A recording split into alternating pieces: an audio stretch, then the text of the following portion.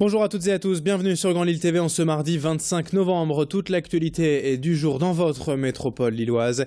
Le journal de la rédaction, tout de suite à suivre.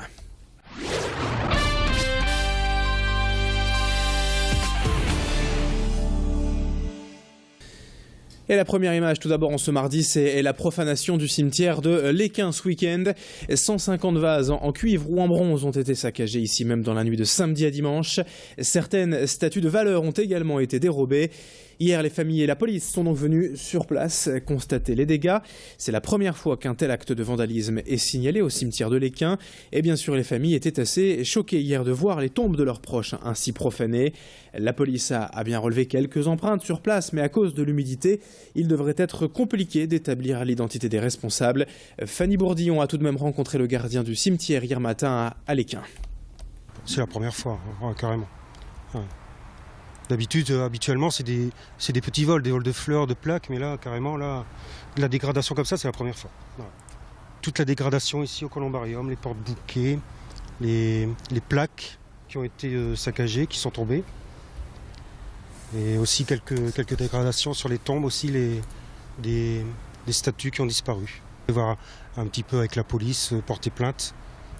Bon, ça, malheureusement, on est devant le fait accompli et puis on peut rien faire de plus. Dans l'actualité de ce mardi également, toute autre chose. On passe à cette drôle d'histoire à Lille. Le café du Pont-Neuf attend un vainqueur de l'euro-million depuis le 26 septembre dernier. La Française des Jeux lance donc un appel à cette personne ayant validé un ticket gagnant d'1 million d'euros tout de même. Le problème, c'est que le gain est valable 2 mois et sera donc expiré demain. Alors s'agit-il d'un ticket tout simplement perdu ou d'une stratégie quelque peu absurde du vainqueur? Ce n'est pas la première fois en tout cas que ce genre de péripétie se produit, mais selon le patron du café du Pont-Neuf, c'est surtout la méconnaissance des joueurs envers ces codes My Million qui sont complémentaires au tirage principal qui pourrait expliquer cet oubli fâcheux. Du côté des clients, les discussions sont forcément animées dans le café depuis plusieurs jours. Macha Grenessen et Xavier Silly se sont rendus sur place hier. Oui, j'en ai eu vent, oui, bien sûr. J'ai connu dans tout le quartier maintenant. Hein, même si on ne le connaît pas, c'est un grand monsieur. Hein. C'est ridicule, c'est là que la personne ne réclame pas une somme pareille. Mais enfin, je suppose que pour moi, c'est quelqu'un qui a fait un jeu, qui a contrôlé les numéros, mais pas regardé le mi-million. Voilà. C'est idiot qu'il ne doit pas être au courant que le My Million existe. Il a dû regarder ses chiffres, il a dit j'ai perdu, il a mis la poubelle et puis il a oublié que le petit truc en bas, ça lui faisait gagner 1 million. Quoi. Enfin, moi je pense. Vous-même, vous vérifiez ? J'avoue au début, non. Maintenant, oui. Dans l'actualité du jour, en bref, également après cette première à Grenoble, l'abandon des panneaux publicitaires en ville. À Lille, les Verts ont eux aussi annoncé leur intention de demander au conseil municipal de renoncer à l'affichage publicitaire dans la capitale des Flandres. Alors il était trop tard en ce lundi hier pour l'évoquer lors du conseil municipal, mais les écolos ont promis de s'y attaquer dès la semaine prochaine. Reste à savoir si la municipalité lilloise sera prête, elle, à prendre ce pari osé du zéro publicité. Dans cette édition, on évoque également la semaine de l'innovation en Nord-Pas-de-Calais. Et jusqu'à vendredi, 16 événements sont programmés dans 10 villes de la région afin de stimuler l'envie d'innover et d'aider les chefs d'entreprise, étudiants et chercheurs.